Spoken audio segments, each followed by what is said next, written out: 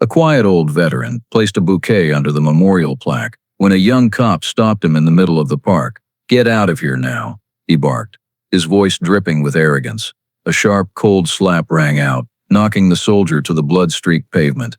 Across the lot, 97 bikers in Hells Angels jackets fired up their Harleys, the engines roaring like thunder. They had no idea that in just minutes, that slap would forever change how the entire town understood honor, freedom, and respect. Let us know where you're watching from. Don't forget to subscribe to the channel and hit the notification bell to stay updated with the latest stories. Late afternoon in Prescott, the last rays of sunlight slid across the stone of Veterans Memorial Park. An old man stepped out of a battered pickup, clutching a small bouquet. Frank Dalton, 82, a retired Marine, face weathered, back hunched but eyes still resolute.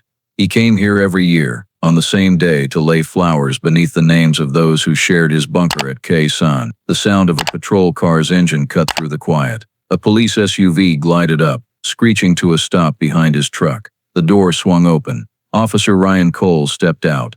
36, leather jacket, badge dangling loosely around his neck. He wasn't in uniform, but his gun was still in his pocket. His eyes were tired and irritable. Ryan was on leave due to complaints of excessive force. He wanted peace, but instead saw an old truck parked in a handicapped spot. He thought another faker, exploiting the law. Frank turned, holding up the tag hanging from his rearview mirror. Ryan didn't look closely. He stepped forward, voice sharp and cold. They stood just a few steps apart. The first words were simple, but Ryan's tone carried contempt. Frank stayed calm, mentioning he'd served, that he'd lost some hearing in the war. Ryan smirked. He didn't believe it. A vague anger rose, irritation with no clear cause, maybe resentment at someone claiming heroism while his own badge was on the line. Frank didn't argue, just bent to pick up the fallen bouquet, intending to leave. Ryan stepped forward, blocking him. No one saw the slap coming. A crisp crack echoed through the park. Frank staggered,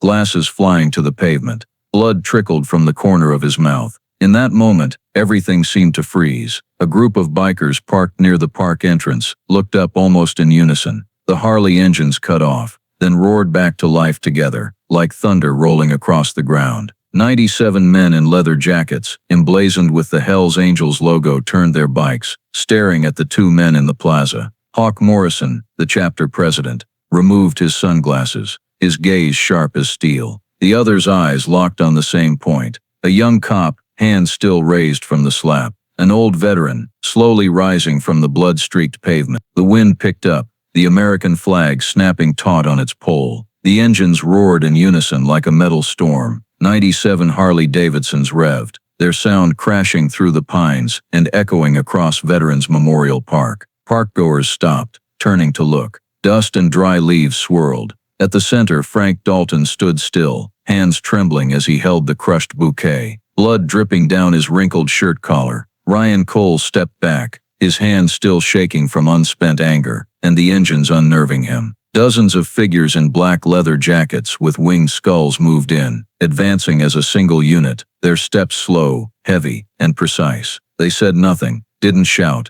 just stared at the young cop standing in the park like someone who'd committed an unforgivable sin. Hawk Morrison, tall with silver whiskers and eyes cold as steel, led the way. He stepped off his matte black Harley, removed his helmet, and tossed it onto the seat. His leather boots struck the pavement hard, ringing in the silent air. Behind him, 96 other bikers fanned out, encircling the park, their bikes forming a crescent of iron. The engines didn't fully stop, just idled low, deep and steady, like a warning growl.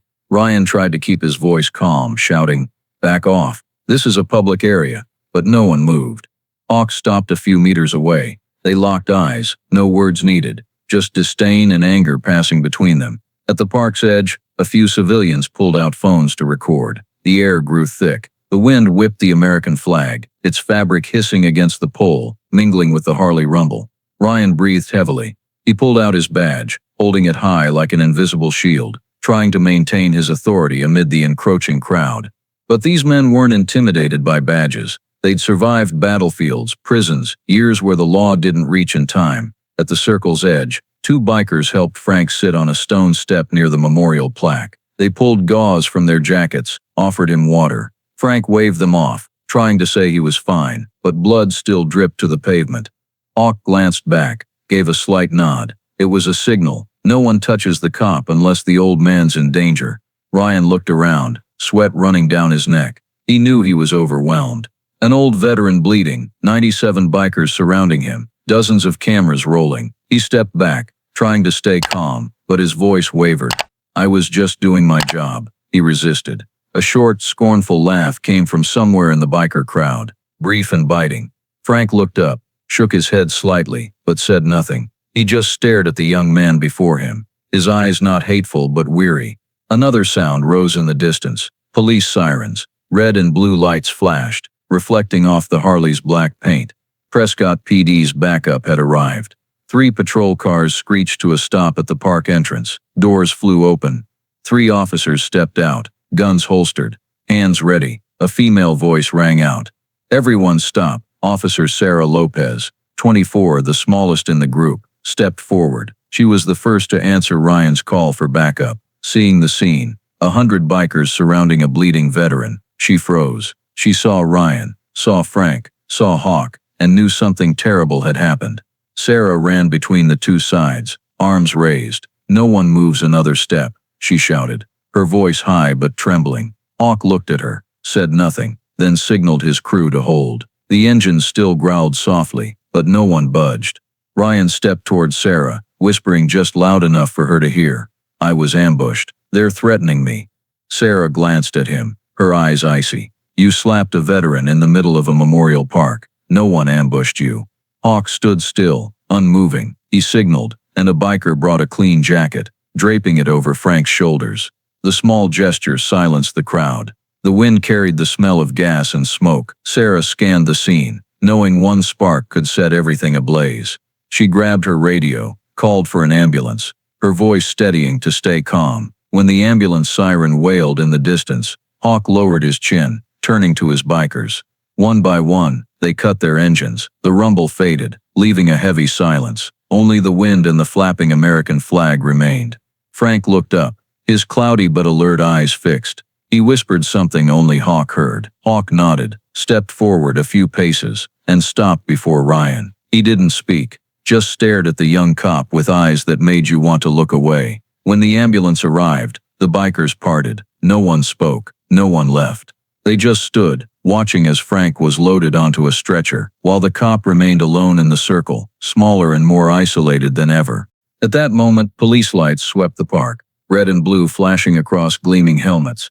3 patrol cars swerved into the main entrance, tires screeching, doors flying open with urgent shouts. Prescott PD's backup stepped out, bulletproof vests reflecting the lights, hands hovering near holsters.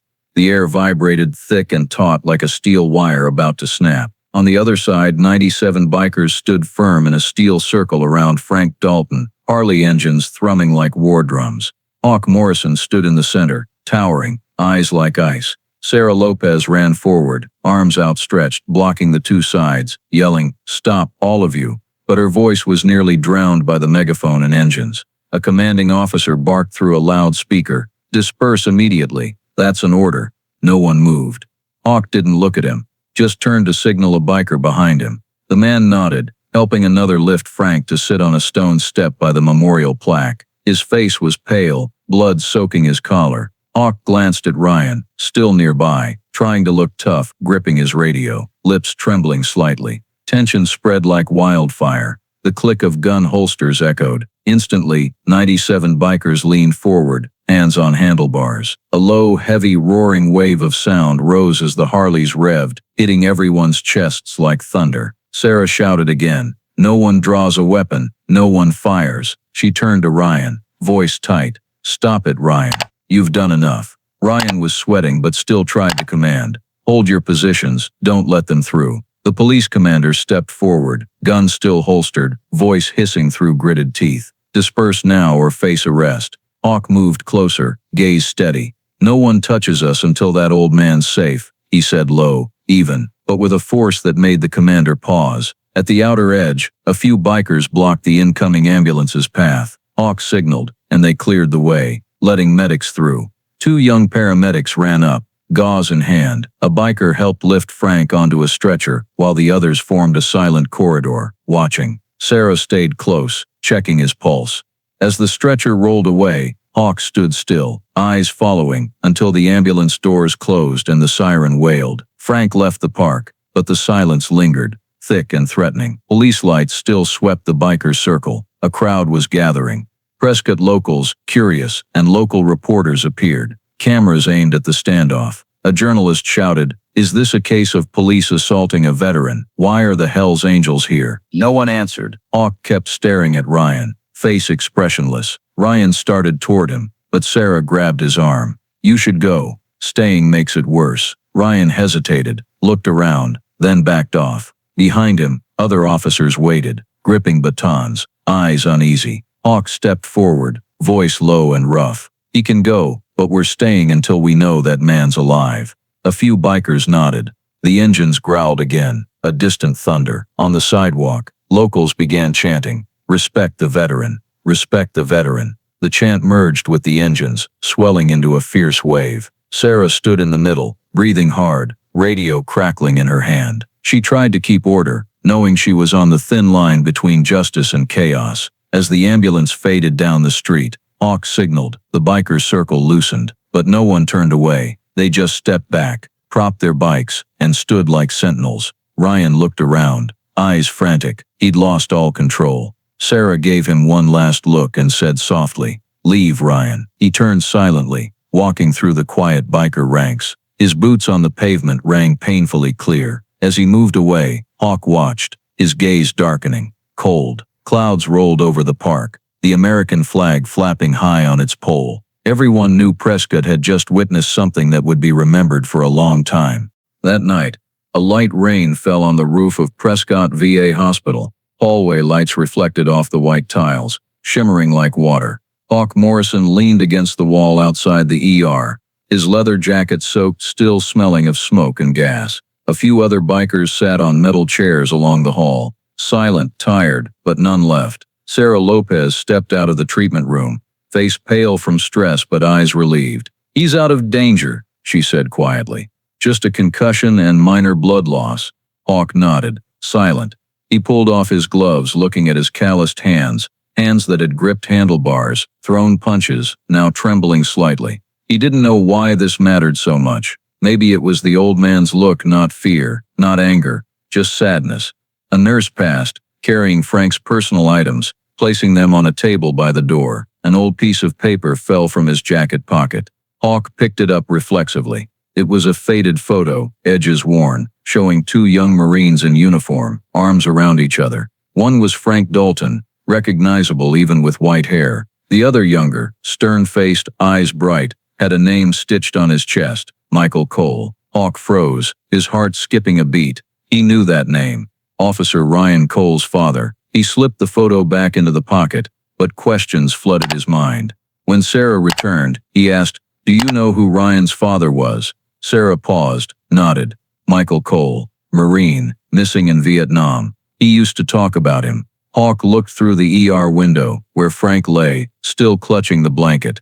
"They were in the same unit," he said softly. Sarah looked up. "You sure?" Hawk showed her the photo. She looked then fell silent. They both knew this truth would change everything. A soft ding sounded. The elevator opened. Two reporters stepped out, cameras in hand. Sarah moved to block them. No interviews. The patient needs rest. But the news was already spreading. A young doctor, son of a local veteran, recognized Frank Dalton and called his father. Within an hour, the story spread like wildfire. Old veterans at a bar near Prescott Square told patrons that the man slapped in the park was Michael Cole's comrade, the hero who died in 1972. Everyone knew the story. During an ambush in Pointe-Tresse, Michael Cole threw himself on a grenade, saving his squad. The death notice reached Prescott, leaving a young widow and a 6-year-old son, Ryan. No one knew Frank Dalton was a survivor of that fight. Hawk sat outside the hospital, lit a cigarette, watching streetlights reflect through the rain. He recalled Ryan Cole in the biker circle, arrogant, confused, then broken. The young cop had struck the man who lived because of his own father's sacrifice. Hawk sighed, flicking the cigarette into a puddle. In his mind echoed the low rumble of that afternoon's engines, the snap of the American flag over blood-streaked pavement.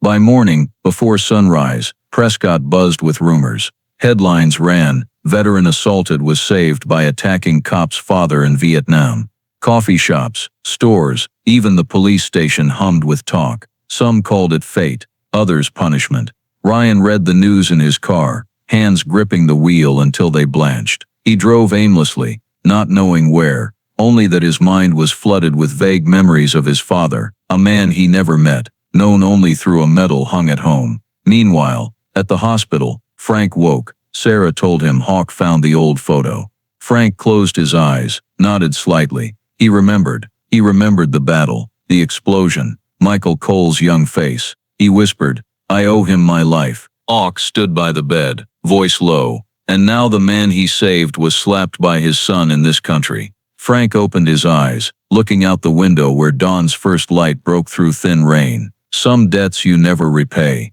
he said softly. Hawk was silent, but resolve stirred within him. He knew Prescott wouldn't let this fade. The next morning, Prescott's police station was chaos, like a beehive smashed open. Reporters and locals crowded the gates, cameras and mics pointed everywhere. Headlines blared across local TV. Prescott cop assaults veteran. Victim was saved by his father in Vietnam. Inside, Ryan Cole sat in an internal affairs room, hands clasped tight, eyes sunken from sleeplessness. On the table was the morning paper, his face bolded next to a photo of Frank Dalton on a stretcher. The door swung open. Police Chief Bill Warner stepped in, a silver-haired man, broad-shouldered face, hard as stone. He dropped a stack of files on the table. Didn't sit, just stood staring at Ryan for a long moment. "You know you've thrown this whole department into a storm," Warner said slowly, each word like a hammer. Ryan stayed silent. The chief tossed a thick file on the table. Complaints, reports, witness statements. "You didn't just slap a veteran," Warner continued. "You slapped the face of everyone this town respects." Ryan tried to speak, voice hoarse. "I didn't know who he was. I was just—" "You didn't need to know," Warner cut in. "You just needed to know. You broke everything we're trying to uphold. Honor, reputation. That badge on your chest." He paused, staring hard. "Do you know who Frank Dalton is?" Ryan swallowed, unable to answer. Warner dropped the old photo, the one Hawk found. "That's Michael Cole, your father, and Frank Dalton, Vietnam, 1971. Your father died to save him." The room's air grew heavy. Ryan stared at the photo, then at his trembling hands. No excuse was enough. He remembered nights as a kid, his mother telling stories of the heroic father he never met. And now, with one stupid slap, he'd tarnished that memory. Warner sat, voice lowering. "I knew your father. I served in his unit after I came back. He was a good man, and he wouldn't recognize his son today." Ryan bowed his head, eyes red. Outside, the station was divided. Some veteran officers argued Ryan just snapped under stress, that the media was overblowing it. It was just a slap, not abuse, they said. But younger officers, especially veterans in the force, stayed silent and cold. A former Afghanistan officer whispered, "He hit a man who bled for the flag we wear on our shoulders. That's not a mistake. That's betrayal." In the break room, arguments flared, thick with cigarette smoke and coffee. Some officers backed Ryan. "We have to protect our own, not let the media run us." Others shot back. "Protect what? Protect shame." The air was fractured. Upstairs, Warner met urgently with the mayor and legal office. He was ordered to launch a full internal investigation and suspend Ryan from duty. Stepping into the hall, camera flashes glared through the glass. He took a deep breath, knowing this would be the worst week of his career. Ryan was ordered to leave the station, turn in his badge and weapon. He walked the long hallway, colleagues watching silently. No one spoke, but their eyes said it all. Disappointment, anger, pity. At the hall's end, Sarah Lopez waited. She didn't avoid his gaze. "He's awake," she said softly. Ryan froze. "Frank Dalton. He's awake. He knows everything," Sarah continued, voice even. "And he doesn't want to press charges. He just said, let him figure out what he did." Ryan nodded, but felt no relief. He knew Frank's refusal to sue wasn't forgiveness. It was because he wasn't worth hating. He left the station, rain falling lightly. Reporters thrust mics at him. Questions rapid fire. He said nothing. He just walked quickly to his car, shut the door, started the engine, and drove off. In the rearview mirror, he saw reporters chasing, saw signs reading "Respect our veterans," lining the sidewalk. The car radio blared. Hell's Angels were calling for a statue to honor Frank Dalton. Prescott was divided, but both sides spoke his name. He'd become a symbol, not of justice, but of a mistake. That night Ryan stopped in an empty lot outside town, cut the engine, and sat in silence. Rain pounded the windshield, mixing with his ragged breaths. He pulled his father's faded photo from his wallet, creased and worn, and set it beside the newspaper's image of himself. 2 faces, 2 generations, one honor, one upheld, one lost. In that moment, Ryan knew no investigation, no report could save him from the verdict in his own conscience. 3 days after the incident erupted, Prescott still hadn't returned to normal. The press had mostly left, but in the town, the looks lingered, cold, judgmental, and full of contempt. On the corner of Whiskey Row, an old bar with a faded wooden sign stood, a haunt for bikers. Late afternoon sunlight streamed through the windows, casting rays on dozens of leather jackets hung on the walls. Hawk Morrison sat alone at the back table, a beer untouched before him. He'd read enough news to know this fight wasn't over. When the door swung open, every head in the bar turned. A man stepped in, no uniform, but everyone recognized him. Ryan Cole. His face was gaunt, stubble patchy, eyes shadowed from sleepless nights. The bar fell silent, save for the faint hum of old rock music. He walked straight to Hawk's table, stopping half a meter away. "I want to talk," Ryan said, voice hoarse. Hawk didn't look up, just tapped a finger lightly on the wooden table. A biker at the bar muttered, "You've got guts, Cole." Another smirked, "Or you're just stupid." Hawk raised a hand, signaling silence. He looked up, his gaze cold and sharp as a blade. "What are you here for? To make excuses, or to film an apology video?" Ryan took a deep breath. "No, I'm not here to make excuses. I just want to explain." Hawk raised an eyebrow. "Explain what? That you didn't mean to hit an old man? Or that you didn't know who he was?" Hawk's voice was low, steady, but each word weighed heavy. Ryan stayed silent. He couldn't argue back. Hawk studied him for a moment, then pushed the chair across from him. "Sit down, Cole." Ryan sat.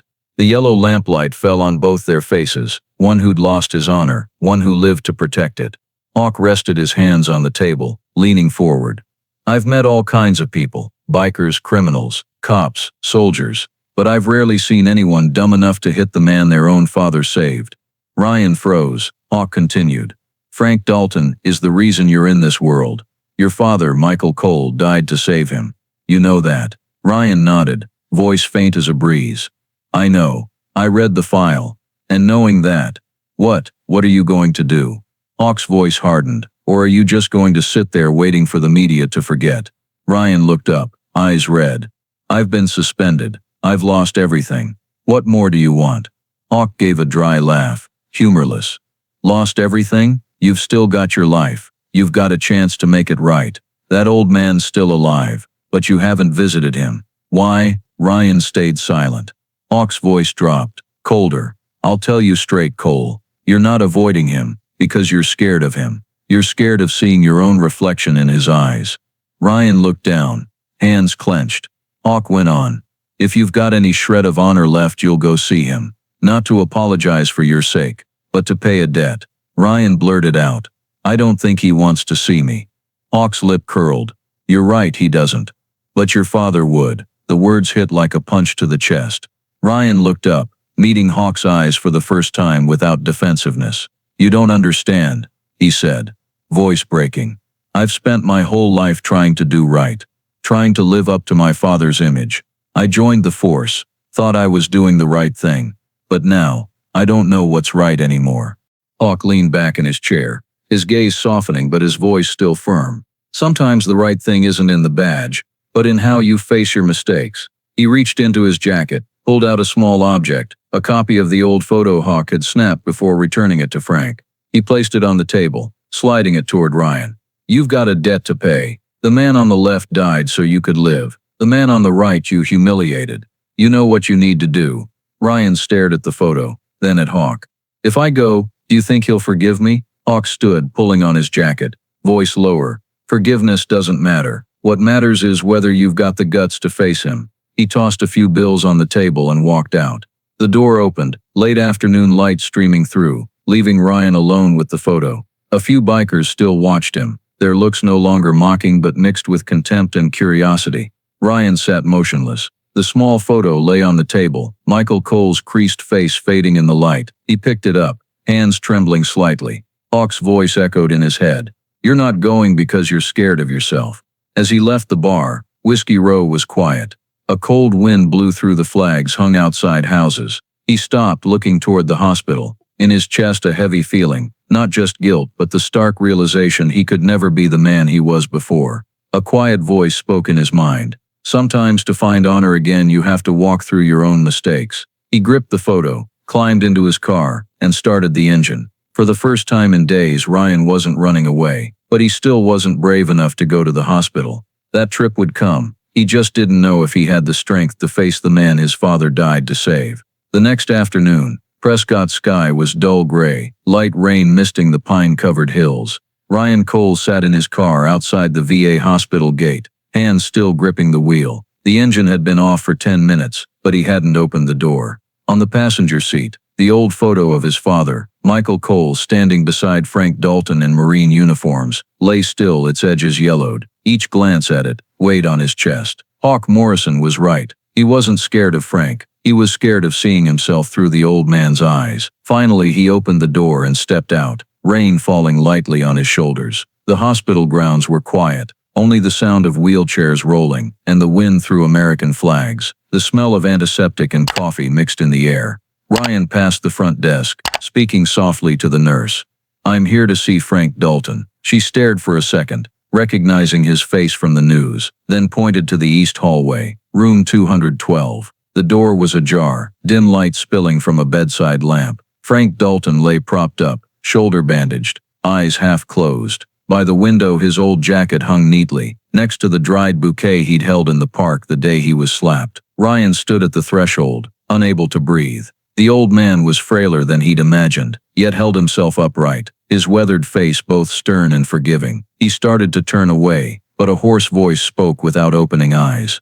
"Come in, Ryan." He froze. Frank opened his eyes, his gaze deep and calm. "I knew you'd come, sooner or later." Ryan stepped forward, standing by the bed, not daring to sit. "I don't know how to start," he said softly. "You don't need to start," Frank replied. "Just be honest." He sat up slowly, then pointed to the chair by the bed. "Sit." Ryan did. They sat in silence for a few seconds, only the rain tapping the window. Frank looked out, voice even. "I met your father in 1971, in Quinchtra. We were in the same squad. You weren't even born yet." He paused, breathing deeply. "That night we got ambushed. Shells fell so close the ground shook. I thought I was dead. But when I opened my eyes I saw him lying on top of me, blood all over his face." Ryan swallowed hard, hands gripping his knees. Frank looked at him, eyes distant. "Your father didn't die right away." He grabbed my hand, said, "If you survive, live for both of us." I tried to keep that promise, but it turns out sometimes surviving is harder than dying. He turned to Ryan, voice slow and heavy. "I've carried that weight for 50 years. Not a day goes by I don't see his face in my dreams. I can't forget the smell of gunpowder, the screams, or the flash of light before the darkness hit." He stopped, eyes narrowing as if seeing a distant battlefield. "You know, Ryan, war doesn't end when you go home. It just changes shape. It lives in memories, in silence, and in eyes like yours that day. Eyes of someone losing faith." Ryan bowed his head. "I don't have any excuse good enough," he said, voice breaking. I lost control. I thought you were a fraud, someone using a veteran's title." Frank nodded slightly, not angry, just sad. "Because you've never understood the cost of a title. It's not in medals or disability tags. It's in the people who never got to wear a badge again." Ryan swallowed, eyes red. "I thought I understood honor, but maybe I only understood power," he said softly, almost a whisper. "My father was always a symbol, but I never really knew him. My mom told stories, then he became a photo on the wall. But you knew who he really was." Frank looked at him for a long time, then gave a faint smile. "He was a good man, brave, steadfast, and he believed in people. He wouldn't be proud of what you did, but he wouldn't hate you either, because he knew we all carry a war inside us." Ryan bowed his head, hands clenched, breathing fast.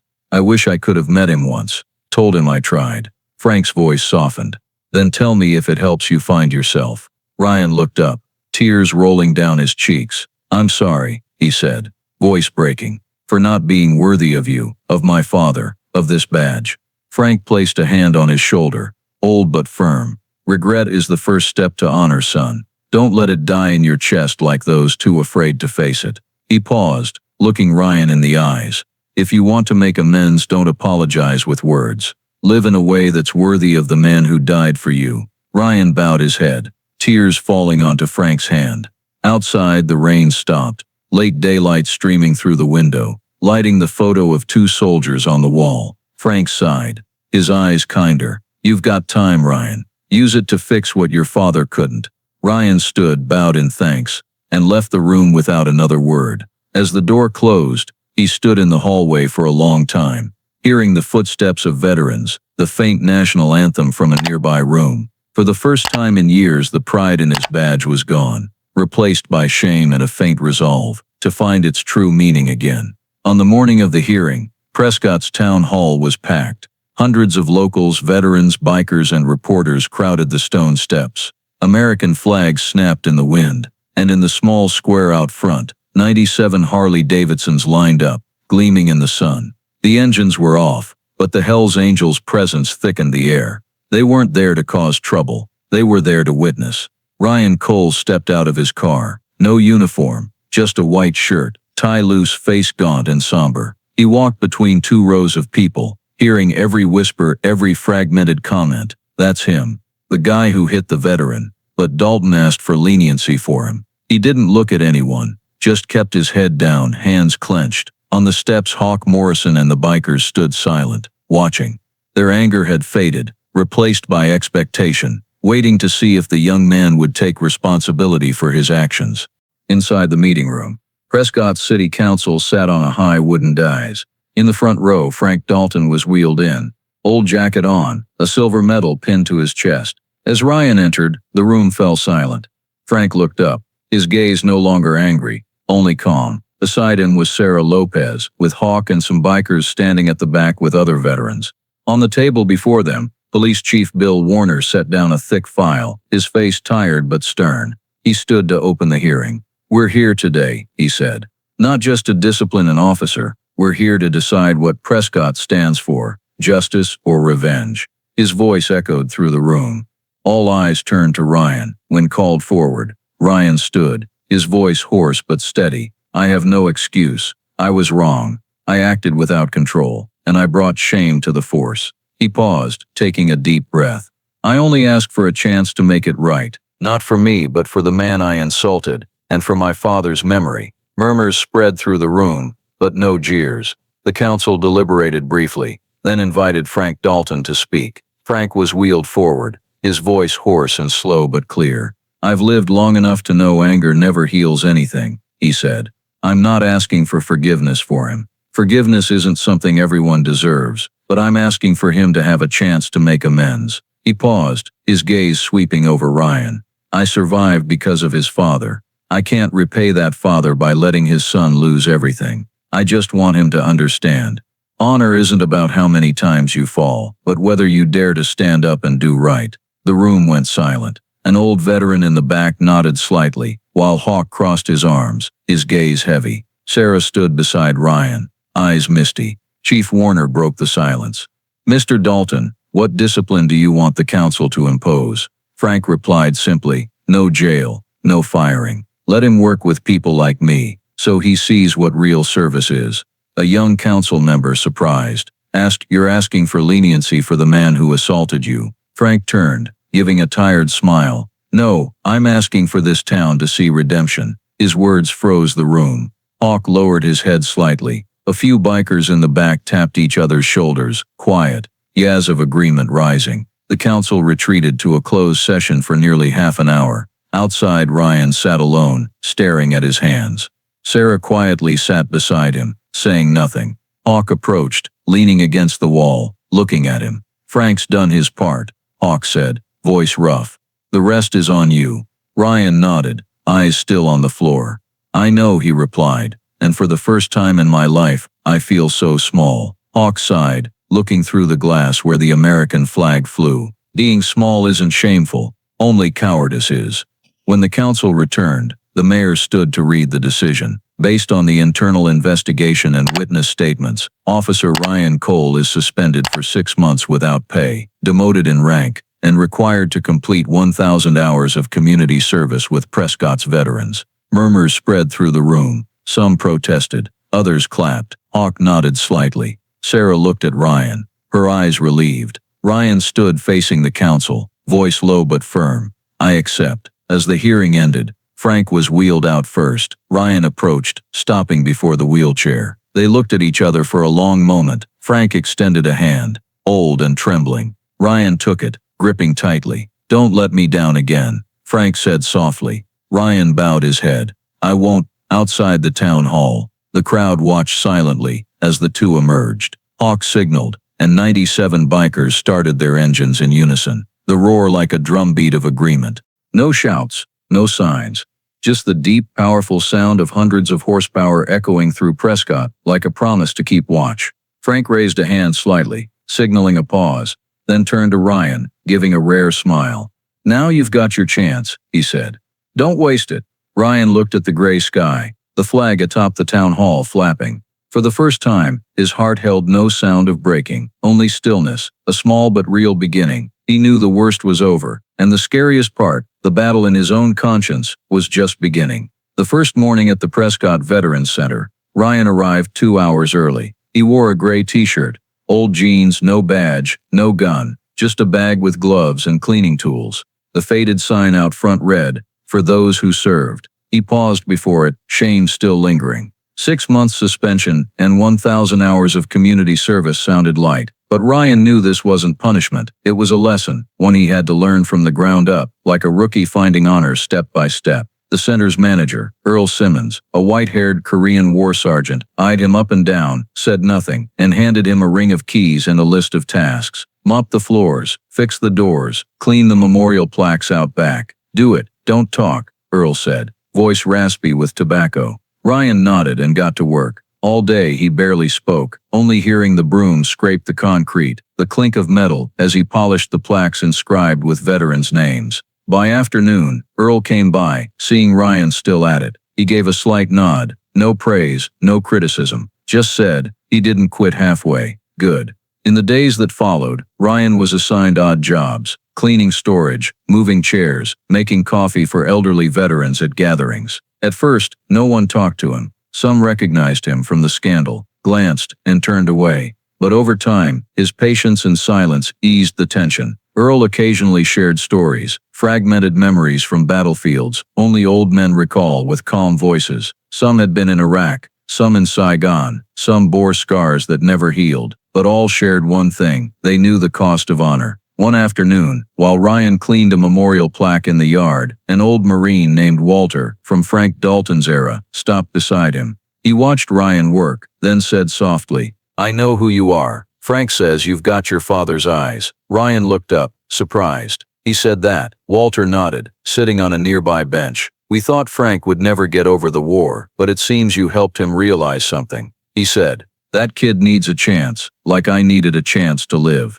Ryan stayed silent, then kept wiping, each stroke slow and deliberate. As time passed, the 1,000 hours became routine. Ryan started joining young doctors in PTSD counseling sessions for veterans. He didn't talk much, just listened. Once, a young veteran shared how he nearly took his own life, feeling worthless after leaving the service. Ryan spoke, for the first time since the incident. "I know that feeling, when you think you're doing right, but realize you're just hiding behind a uniform. Honor isn't something you wear, it's something you keep in your heart, even when no one's watching." The room went quiet. An older man nodded slightly, whispering, "He's learned what many of us forgot." Ryan's story spread beyond the center. The press stopped calling him the cop who slapped a veteran, instead writing about the officer stripped of his badge, starting over. Prescott's skeptical locals, seeing him sweep the center's yard each morning, or help veterans into clinics, began greeting him. Some shook his hand, some just nodded. Those nods, small but real, felt more relieving than any praise.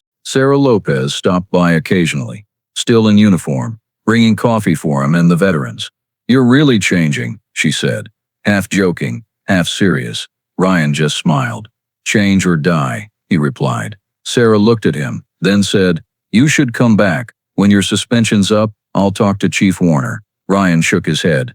Not yet. I'm not ready. I've got to finish here first. Sarah stayed silent, but her eyes held a hint of pride. One day Hawk Morrison showed up, with 2 bikers, carrying a small wooden box. Frank asked me to bring this, Hawk said, setting it on the table. Inside was a silver medal, Frank's silver star from Vietnam. With it was a folded note.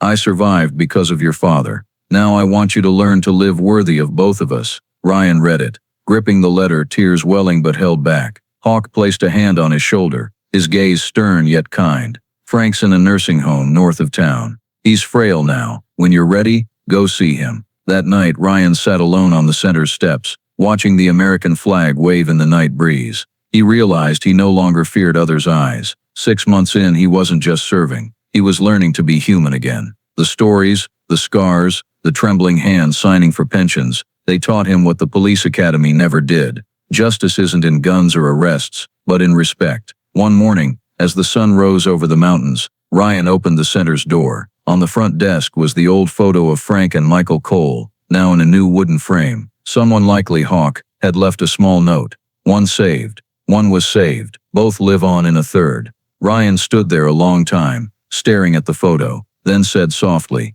"Thank you, Dad." As he left the center that day, he felt lighter. Prescott no longer saw him as a villain. They saw him as a man trying to stand up. And for Ryan Cole, that was the greatest reward, because he finally understood. Honor isn't given by others. It's earned day by day through his own actions. A month after Ryan completed his 1,000 hours of service at the Veterans Center, the atmosphere in Prescott began to shift. The tension and division faded, giving way to calm. The Justice for Frank signs came down, replaced by new banners strung across Montezuma Avenue. Respect Our Veterans, United Community Event. The event was co-organized by the Hells Angels Arizona chapter and the Prescott Police Department, a first in the town's history. The press called it a small summer miracle, while locals dubbed it Reconciliation Day. That morning, the sun shone brightly, the sky clear without a single cloud. Prescott's central square was draped in American flags and red-white banners. 2 rows of gleaming Harley-Davidsons lined the street, reflecting the sunlight. Across from them, police patrol cars stood with lights flashing softly,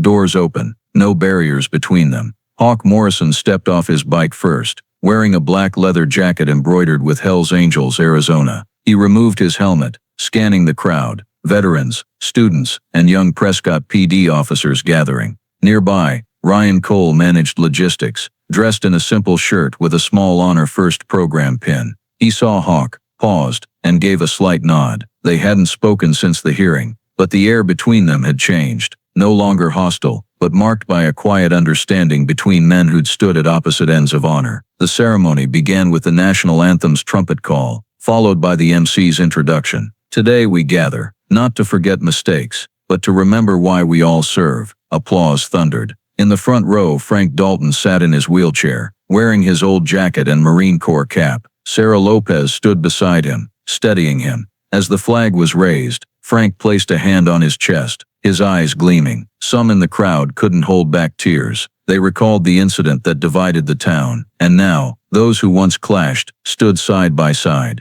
When Hawk was called to speak, he stepped to the podium, his voice rough but clear. "You writers, outlaws, the misunderstood, aren't here to boast. We're here because we know what it's like to lose a brother. Honor doesn't wear a uniform. It's in actions, in respect. And today I see that in Prescott." The applause stretched long. Hawk paused, glancing at the police row where Ryan stood at attention, eyes forward. "Some mistakes can't be erased," Hawk continued. "But some people dare to fix them, and sometimes that's real courage." As Hawk stepped down, the MC called, representing Prescott PD, Ryan Cole.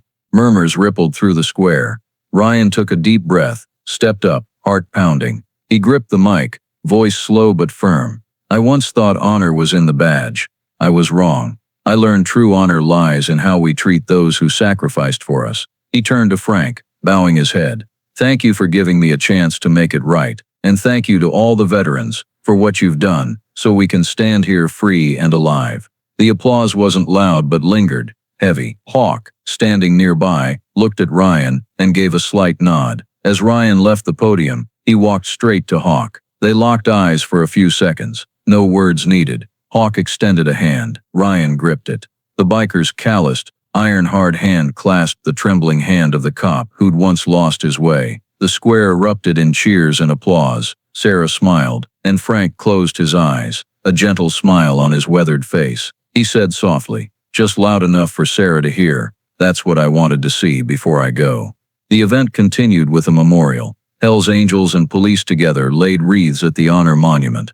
97 bikers started their engines, forming a ceremonial line, the deep rumble like a drumbeat. They held a 30-second silence, complete silence, then revved their engines once, the roar echoing through Prescott. The crowd shouted, "Respect, honor." In the afternoon, everyone shared an outdoor lunch. Police and bikers sat at the same tables, unthinkable, just months before. Sarah laughed, seeing a young officer chatting lively with a silver-haired biker. "This is crazy," she said to Ryan. He smiled faintly. "No, it's just us finally remembering we're on the same side." Hawk approached, setting a beer can on Ryan's table. "I don't drink with cops," he said, voice teasing but eyes sincere. "But today I'll make an exception." Ryan laughed, clinking cans. As the afternoon waned, the sun bathed the square in gold. Frank was wheeled to the center of the crowd. Hawk stood to his left, Ryan to his right. A young veteran brought a mic. "Mr. Dalton, would you like to say anything?"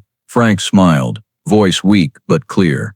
"I just want to say thank you. Not because you make me proud, but because you make me believe this world still has people who respect what's right." Applause rang out, unending. As the event ended, dusk settled. The American flag was lowered slowly, 97 bikers and the entire Prescott PD standing at attention, hands on chests. A trumpet's call echoed across the valley. Frank watched, tears streaming down his wrinkled cheeks. He whispered to Sarah, "I don't need another medal. Today is my greatest reward." Night fell, and the Harleys rolled out, their engines blending with the sound of police escorts. Hawk and Ryan walked side by side for a short stretch. No words were needed. Their silence said enough. In Prescott's darkness, red and blue lights reflected off leather jackets and police badges, merging into one color, no longer divided, only true respect for those who defended freedom. That fall came early. Golden leaves blanketed the road to Prescott Veterans Home, where Frank Dalton had been moved after the Respect Our Veterans event. The air was crisp, carrying the scent of pine and dry desert rain. In a small second-floor room, afternoon sunlight streamed through the window, illuminating a wall of old battlefield photos. On the table sat a framed picture from the day Hawk and Ryan shook hands in the square. Beside it was Frank's Silver Star medal, and a piece of paper with shaky writing. "Honor isn't a medal, it's a choice." Frank's health declined rapidly. He was too weak to stand but kept his habit of sitting upright by the window, watching the American flag wave outside. Nurses said he was still alert, just quieter. That morning Hawk Morrison visited, carrying a leather-wrapped wooden box. Seeing Frank gazing out, Hawk knocked softly. "I brought you something," he said, setting the box on the table. Frank looked at it, then at Hawk, giving a faint smile. "I'm guessing a jacket." Hawk chuckled hoarsely, sitting by the bed. "That event made me see you differently, Frank. To us, you're not just a veteran, you're a brother." He opened the box, revealing a new black leather jacket, its back embroidered with a winged skull and Hells Angels, lifetime honorary. Frank's trembling hand touched the embroidered logo. Tears welled in his aged eyes. "It's beautiful," he said softly. "Thanks, Hawk, but I'm too old to ride a Harley now." Hawk gave a sad smile. "You don't need to ride, we'll ride for you. Every year at the memorial, one spot in the formation will stay empty for you. Call it the Angel's sidecar." Frank smiled, voice raspy. "I like that." That afternoon, Ryan Cole arrived, wearing a simple t-shirt, no uniform, no badge. Hawk left to give them privacy. Frank looked at Ryan, his eyes kinder and deeper than ever. "You came," he said. "I knew this moment would come." Ryan sat by the bed, fighting emotion. "The doctors say you need rest," he said quietly. Frank gave a tired smile. "I've rested my whole life, now I've got a few things left to say." He reached out, and Ryan took his hand. "You've done well, Ryan. I saw the news, how you're helping the Veterans Center, helping young people understand the value of service. Your father would be proud." Ryan shook his head, eyes red.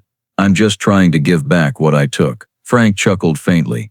"No, you're rebuilding. That's the best thing a man can do." He paused, breathing harder, then continued. "Ryan, I want you to promise me something. When I'm gone, keep protecting people like me. Not with a gun, but with your voice. Teach the young that honor isn't outdated, and respect is never weakness. Ryan gripped his hand, voice breaking. I promise, I'll do it. I won't let anyone forget that. Frank looked at him, then nodded. Good. That puts me at ease. He leaned back on the pillow, eyes turning to the window. The wind rustled the American flag outside. You know, he said, in 1968, when a chopper pulled me out of the jungle, I swore I'd live worthy of those who fell. Today I feel I've done that, thanks to you. Ryan bowed his head, tears falling onto Frank's hand. Later, Hawk returned with 2 hot coffees. He set one on the table, looking at the 2 men. Frank said softly, Hawk, come closer. When Hawk approached, Frank pointed to the jacket on the chair. Help me put it on. Hawk gently lifted him, draping the black leather jacket over his frail shoulders. It was slightly big, but when Frank zipped it up, he smiled. Fits like a glove. Hawk stood at attention, as if in a ceremony. You're one of us now, he said deeply. Not because you fought, but because you lived right. Frank nodded slightly. The afternoon light streamed through the window, glinting off the winged skull logo. He looked at the 2 men before him, a tattooed biker with hard eyes, a young ex-cop with his head bowed, and said slowly, You 2 each on a different path, but meeting at the same end. Honor. Don't let it slip away again. The room fell silent, only the hum of the breathing machine and the wind outside. Hawk clenched his fist. Ryan nodded, eyes stinging. As they left, dusk settled. Frank sat by the window, the new jacket wrapping his shoulders, a faint smile lingering. Ryan lingered in the hallway, watching Frank's shadow stretch across the tiles, blending with the day's last light. He knew this might be their final meeting, but instead of pain, a strange peace rose within him. He'd made a promise, and this time, he'd keep it. That night, Ryan returned to the Veterans Center where he'd once swept floors and cleaned plaques. He took a pen and wrote on a small board in the lobby, I promised to live and serve for those who sacrificed so I could learn to be a man. Below he signed Ryan Cole. The next morning, when Hawk returned to the hospital, Frank was still in his spot, but his eyes were closed, his face peaceful. The leather jacket rested on his shoulders, the Silver Angel logo catching the early sunlight. Hawk stood silently for a long time, then whispered, You're flying now, brother. Outside, the wind swept through the flags. The American flag flew high, soft and in the breeze. Frank Dalton's voice seemed to echo, Don't let honor die, live to protect it. That morning in Prescott was strikingly clear. Sunlight stretched across the dry hills, shining on American flags flapping around Prescott National Cemetery. The air was still, only the rustle of wind and the faint clink of Harley chains. On the road to the cemetery, 97 Hells Angels bikers lined up, engines off, helmets in hand. Behind them, Prescott police patrol cars stood, lights flashing slowly. A morning without boundaries, no longer cops versus bikers, just men and women bowing to honor a hero. The flag-draped coffin was carried in a military hearse, moving slowly past rows of people lining the road. Ryan Cole walked beside it, in a black dress uniform, a simple tie, holding his police cap to his chest.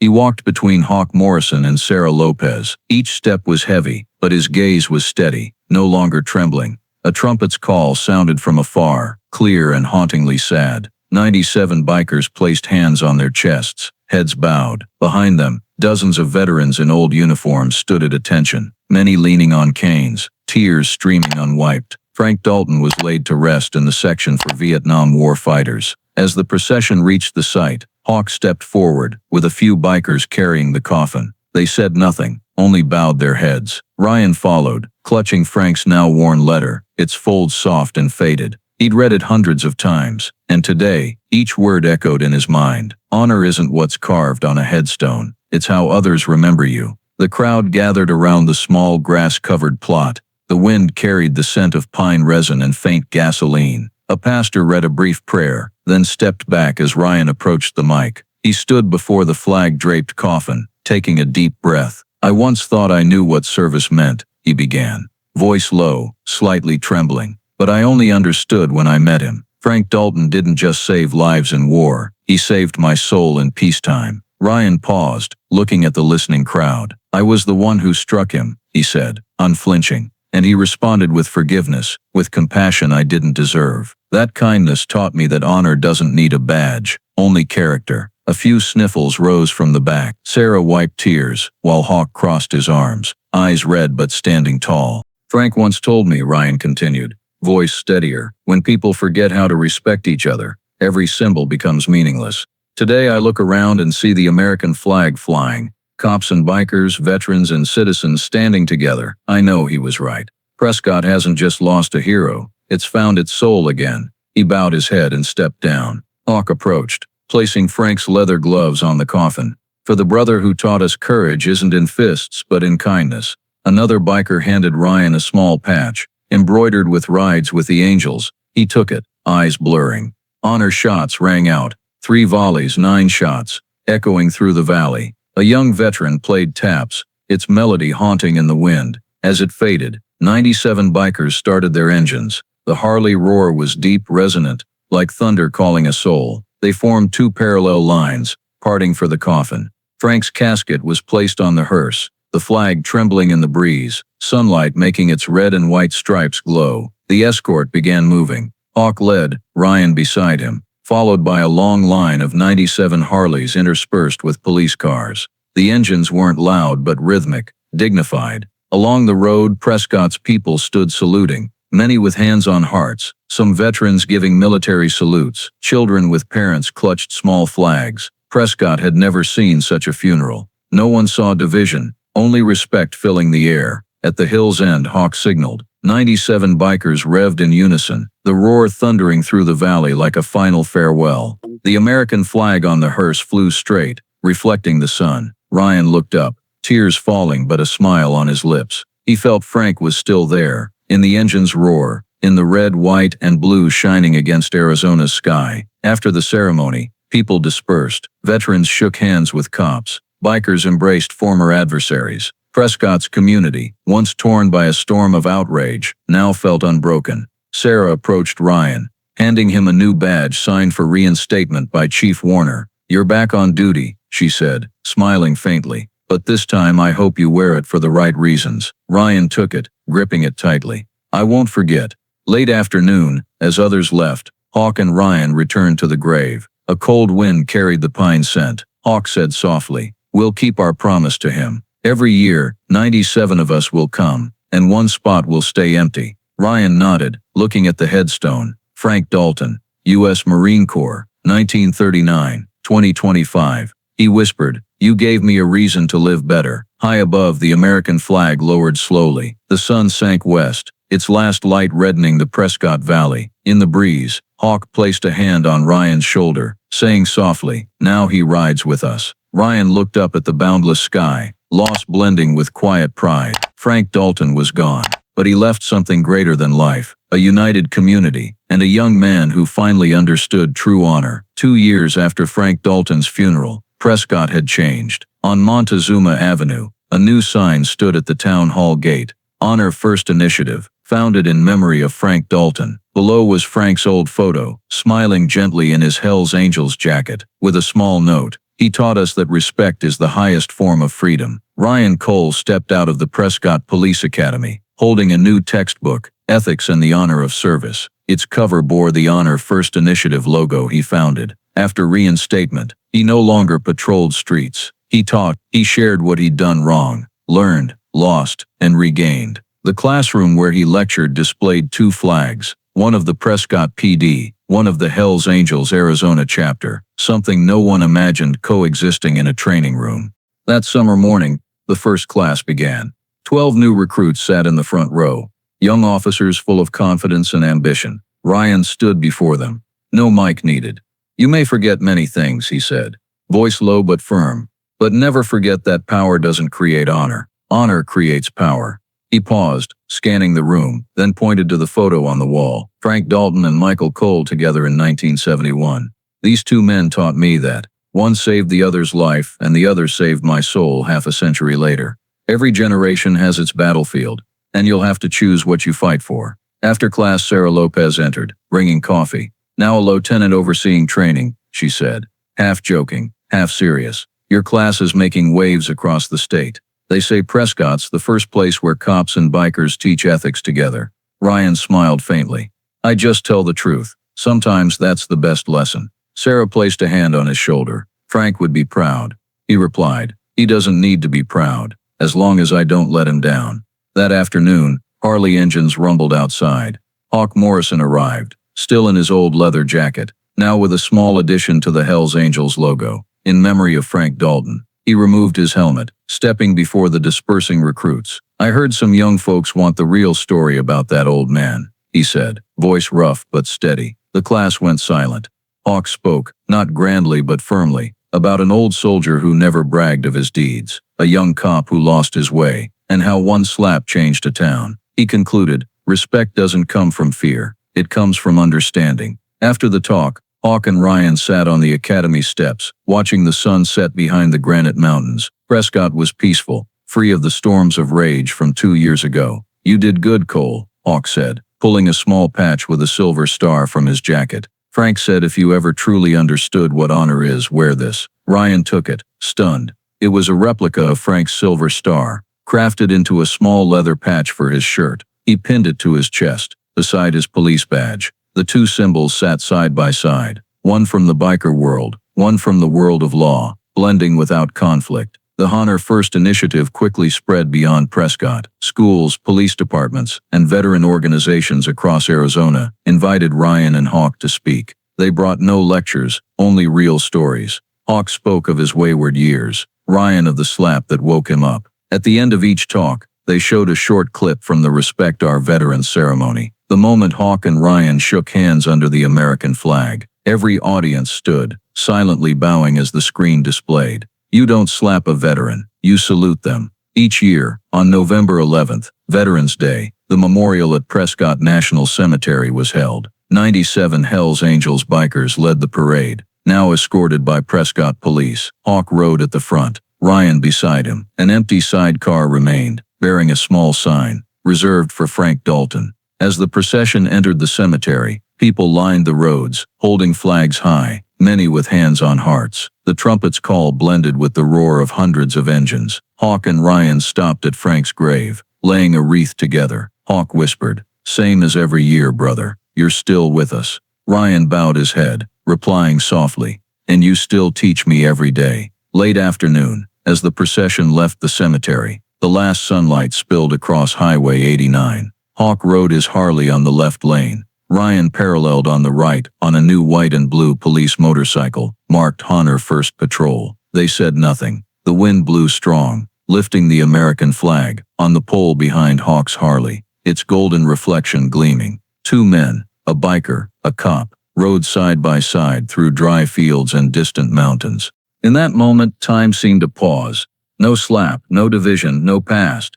Just the sound of engines mingling with the wind, and the American flag flying above, radiant in the sunset. A long line of bikes followed, bikers, young officers, veterans, and Prescott children, waving small flags from the roadside.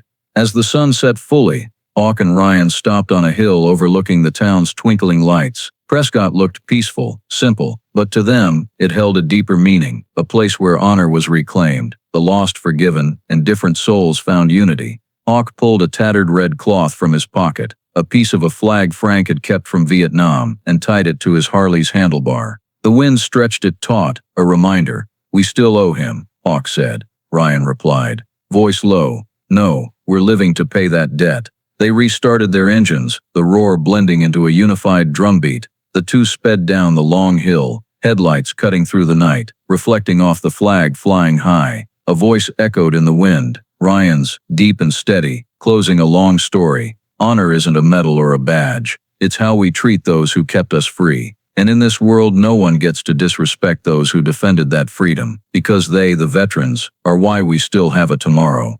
The engine's roar faded into Arizona's night. The American flag still flew, and in the last fading light of sunset, two figures, a cop, a biker, rode side by side, heading toward the horizon where freedom and honor meet.